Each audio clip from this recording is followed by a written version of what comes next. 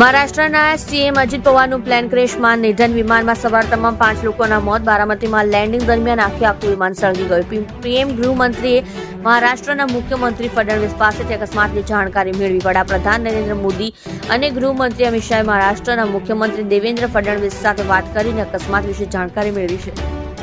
પુણે જિલ્લા વહીવટીતંત્રને મોતના સમાચારની પુષ્ટિ કરી. પુણે જિલ્લા વહીવટીતંત્ર પણ અજીત પવાર સહિત તમામ 6 લોકોના મોતની પુષ્ટિ કરી દીધી છે.